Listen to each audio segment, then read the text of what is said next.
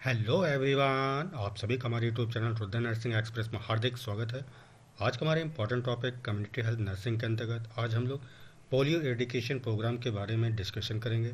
आप इस वीडियो में जानेंगे इसके इंट्रोडक्शन के बारे में, पीपीआई के क्या उद्देश्य थे, पीपीआई का मतलब क्या होता है बेटा, याद रखिएगा, pulse polio immunisation programme, right. चलिए बात करेंगे इसकी हम स्ट्रैटेजीज की, क्या क्या रणनीतियाँ अपनाई गई, ठीक है। गाइडलाइंस ऑफ पीपीआई यानी कि पीपीआई से रिलेटेड कौन कौन से गाइडलाइन को हमें फॉलो करना है उसके बारे में हम लोग चर्चा करेंगे। तो कंप्लीट कॉन्सेप्ट आपको यहाँ पे हिंदी प्लस इंग्लिश दोनों ही लैंग्वेज में समझने को मिलेगा। वीडियो का पीडीएफ अगर डाउनलोड करना चाहते हैं तो आप हमें टेलीग्राम या व्हाट्सएप चैनल पर फॉलो कर लें, दोनों का ही लिंक डिस्क्रिप्शन बॉक्स में मिल जाएगा। तो चलिए टॉपिक को शुरू करते हैं। तो सबसे पहले हम बात करते हैं इंट्रोडक्शन की, ठीक है। तो याद रखिएगा, सबसे पहले हम बात करेंगे 1978 में तो क्या हुआ था। Vaccination against polio was started under expanded programme on immunisation, ठीक है। याद रखिएगा, एक्सपेंडेड प्रोग्राम ऑन इम्यूनाइजेशन, जिसको शॉर्ट में हम लोग क्या कहते हैं बेटा, ईपीआई कहते हैं, ठीक है। तो ईपीआई के अंतर्गत सबसे पहले जो है पोलियो के विरुद्ध वैक्सीनेशन स्टार्ट की गई। कब की गई? 1978 में। क्लियर है बच्चा? चलिए अगला हमारा पॉइंट है इन 1985। तो 1985 में क्या हुआ? Universal immunisation programme was launched, ठीक, अंडर यूनिसेफ। किसके अंडर में स्टार्ट हुआ बेटा?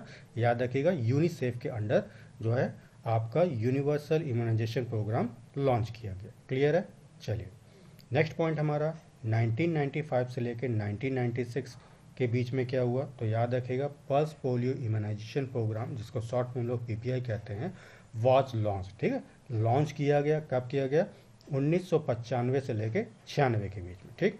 To cover all the children below the age of 3 years, यानी कि जब ये प्रोग्राम स्टार्ट हुआ था तो ऐसे बच्चे जिनकी उम्र 3 साल से कम थी उनको कवर किया गया इस प्रोग्राम के अंतर्गत। क्लियर है? चलिए बात करते हैं 1996 से लेकर 1997 के बीच में क्या हुआ।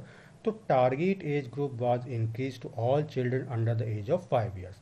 अभी हमने देखा कि 1995 से लेकर 1996 में जो बच्चे इंक्लूड थे वो बेटा कौन थे? 3 साल से कम उम्र। अब जब 1996 और 97 आया तो इसमें क्या हुआ कि हमने एज ग्रुप को बढ़ा दिया, यानी कि अब हम बात करेंगे 5 साल से 5 साल के अंदर जितने भी बच्चे हैं वो सारे हम इंक्लूड कर लेंगे, ठीक है। या इंक्लूड कर लिया गया। कब किया गया? तो 1996 से लेकर 1997 के बीच में। क्लियर है? चलिए अगला पॉइंट है इन 1997 India started national polio surveillance project with the help of WHO, ठीक है। डब्ल्यूएचओ के तहत जो है हमारा इंडिया ने, हमारे देश ने नेशनल पोलियो सर्विलांस प्रोजेक्ट जो है शुरू किया। कब? 1997 में। क्लियर है? चलिए नेक्स्ट पॉइंट हमारा इंपॉर्टेंट है, याद रखिएगा बेटा। वर्ल्ड पोलियो डे कब मनाया जाता है? तो आपका आंसर क्या होगा? 24 अक्टूबर। क्लियर है? चलिए नेक्स्ट पॉइंट है on 27 March 2014 India was declared as a polio free nation by WHO, ठीक है। डब्ल्यूएचओ द्वारा मतलब ये एकदम सर्टिफाइड क्लियर कर दिया गया है कि इंडिया में एक भी पोलियो के केस अब नहीं है। तो कौन सी डेट को किया था? याद रखिएगा, 27 मार्च 2014 को। क्लियर है बच्चा? चलिए बात करते हैं इसके हम ऑब्जेक्टिव्स के, क्या क्या इनके उद्देश्य थे। तो सबसे पहले हम बात करेंगे to boost pulse polio immunisation programme, यानी कि जो आपका पीपीआई प्रोग्राम था उसको क्या करेंगे बेटा? बूस्ट करना है, ठीक। बूस्ट का मतलब क्या होता है? बढ़ाना है, ठीक। नेक्स्ट क्या है? All children under the 5 years should be vaccinated, यानी कि 5 साल से कम जितने भी बच्चे हैं, सारे बच्चे हैं, उनको हमें क्या करना है? वैक्सीन लगानी है, यानी कि वैक्सीनेटेड से उनको कंप्लीट कर देना है पूरा, ठीक है। नेक्स्ट क्या है? To start the NGOs, NGO को स्टार्ट करना है, ठीक। एनजीओ क्या होता है बेटा? जो नॉन प्रॉफिटेबल ऑर्गेनाइजेशन होते हैं, ठीक, उनको हम क्या कहते हैं? एनजीओ कहते हैं। अगला क्या पॉइंट है हमारा? Improve the quality of services, जो भी सर्विसेज हम दे रहे हैं, ठीक है, पल्स पोलियो को लेकर उसकी क्वालिटी को हमें क्या करना है? इम्प्रूव करना है, ठीक है, जिससे कि एक भी बच्चा छूटे ना पाए, ठीक। नेक्स्ट क्या है? To eliminate polio myelitis in India, ठीक है। इंडिया में पोलियो मिलाइटिस यानी कि पोलियो को क्या करना है बेटा? हमें कंप्लीटली एलिमिनेट करना है, उसको रिमूव करना है। क्लियर है? चलिए अगला पॉइंट है to maintain high level of surveillance, ठीक है, यानी कि सर्विलांस की यहाँ हमें बहुत ज़्यादा निगरानी रखनी है। सर्विलांस से मतलब क्या है? निगरानी रखना। किसकी बेटा? जो पल्स पोलियो प्रोग्राम आप चला रहे हैं, ठीक है, तो कंप्लीटली सभी को क्या ड्रॉप्स मिल पा रही है जो बच्चे हैं, ठीक, ये चीज़ हमें जो है काफ़ी हाई लेवल पे उसकी मॉनिटरिंग करनी है। क्लियर है? चलिए बात करते हैं हम लोग स्ट्रैटेजीज़ की क्या क्या रणनीतियाँ अपनाएंगी। तो सबसे पहला है mass administration of OPV to all children under 5 year of age regardless of their previous immunisation status. ठीक है, मास एडमिनिस्ट्रेशन से मतलब क्या होता है बेटा, ज़्यादा से ज़्यादा, ठीक, क्या है, ज़्यादा से ज़्यादा हमें जो है ओरल पोलियो वायरस बच्चों को देना है जिनकी उम्र 5 साल या उससे कम है। ठीक, हमें ये नहीं वहाँ पे देखना है कि पिछली बार जो है उसको इम्यूनाइजेशन किया गया या वैक्सीन दी गई कि नहीं दी गई, हमें इस पर कोई ध्यान नहीं देना है। ठीक है, करंटली हमें सभी बच्चों को जो 5 साल से कम है उनको पिलाना है। ठीक, चलिए नेक्स्ट क्या है, enhance surveillance to identify of all cases of acute flaccid paralysis that occurs due to polio and non polio aetiology. क्या कहना चाहता है, ऐसा केस जो पोलियो या पोलियो के अलावा भी होने वाला जो फ्लैसिड पैरालिसिस है बेटा, ठीक है, इन केसों को क्या करना है, हमें आइडेंटिफाई करना है, उसकी निगरानी करना है। तो ये ज़्यादा से ज़्यादा हमें इसको बढ़ाना है, यानी कि निगरानी ज़्यादा से ज़्यादा करना है, ज़्यादा से ज़्यादा आइडेंटिफाई करना है। ठीक, केस के जितने भी जो फ्लैसिड पैरालिसिस के केस हैं उनको हमें आइडेंटिफाई करना है। ठीक है, और याद रखिएगा जो ये पैरालिसिस है, मैं एक बार फिर से रिपीट कर रहा हूँ, ये जो पैरालिसिस होता है वो पोलियो के कारण या नॉन पोलियो के कारण भी हो सकता है। क्लियर है? चलिए अगला क्या है, mop up campaign. Mop up का मतलब क्या होता है बेटा, सफाई। ठीक है, कैंपेन का मतलब क्या होता है, अभियान। तो इसमें सबसे पहला हमारा पॉइंट क्या है, इंटेंसिव इम्यूनाइजेशन कैंपेन।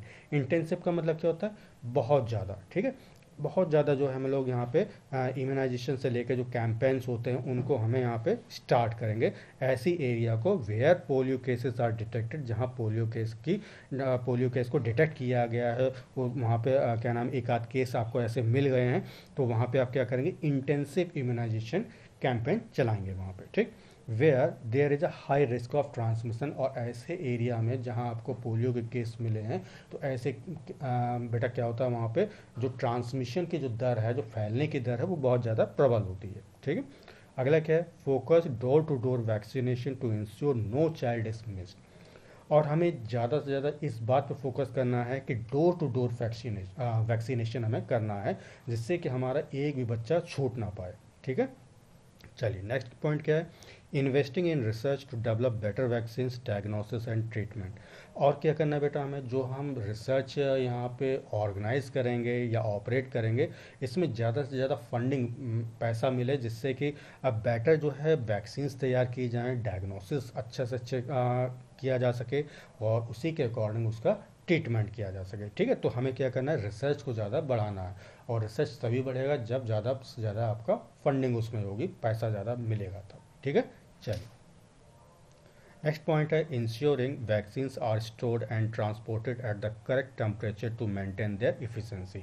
और बेटा बहुत इंपॉर्टेंट पॉइंट है, याद रखिएगा, हमें जो भी वैक्सीन्स है उसकी दक्षता, इफिशिएंसी को बनाए रखने के लिए एक करेक्ट टेम्परेचर की ज़रूरत पड़ती है, उसको स्टोर करने में और एक स्थान से दूसरे स्थान में उसको ट्रांसपोर्ट करने में। क्लियर है? चलिए नेक्स्ट क्या पॉइंट हमारा, using various methods of information education communication to raise awareness about the importance of polio vaccination. ठीक है, पोलियो वैक्सीनेशन के महत्व को बताने के लिए या बढ़ाने के लिए हमें क्या है, इंफॉर्मेशन हो गया, हमारा एजुकेशन हो गया, कम्युनिकेशन के द्वारा हम जन चेतना अवेयरनेस फैला सकते हैं। ठीक है, और बता सकते हैं कि पोलियो वैक्सीनेशन करने से क्या उसका इम्पोर्टेंसी होती है, नहीं करोगे तो क्या दिक्कत होगी, ये सारी चीज़ हम अवेयरनेस फैलाते हैं किसके माध्यम से बेटा, तो याद रखिएगा IEC यानी कि इंफॉर्मेशन एजुकेशन और कम्युनिकेशन के द्वारा। क्लियर है? चलिए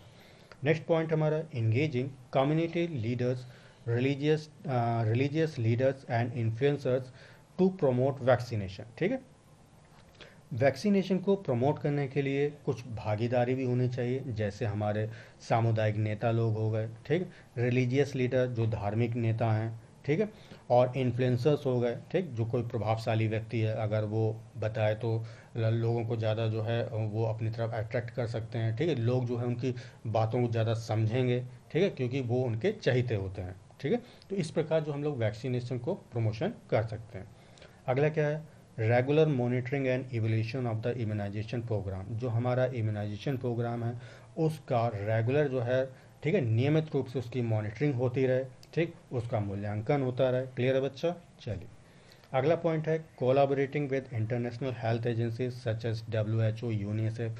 और क्या है, अगर आपको इस प्रोग्राम को सक्सेसफुल बनाना है तो इसमें WHO हो गया, यूनिसेफ हो गया, तो ऐसी हेल्थ एजेंसीज का इसमें इन्वॉल्वमेंट होना बहुत ज़रूरी है। क्लियर है? चलिए बात करते हैं बेटा हम लोग गाइडलाइंस की। ठीक है, पोलियो एडिकेशन के लिए क्या क्या गाइडलाइंस बनाए गए। तो सबसे पहले हम वैक्सीन वायल मॉनिटरिंग, जो वैक्सीन में यूज़ होने वाली बेटा जो वायल होती है, जिसको हम ये आप देख रहे हैं कि हमारी वायल है, ठीक, तो इसकी हमें मॉनिटरिंग करना है। तो कैसे करेंगे, देखिए यहाँ पे ध्यान देने वाली आप अगर ध्यान से देखें तो आपको दो चीज़ें नज़र आएंगी। एक आपको स्क्वायर, और स्क्वायर के चारों ओर आपको एक देखिए यहाँ पे सर्कल नज़र आ रहा है, ठीक है, जैसे फिगर में भी देख रहे हैं, अंदर क्या है स्क्वायर बना हुआ है और बाहर क्या है एक सर्कल है, ठीक।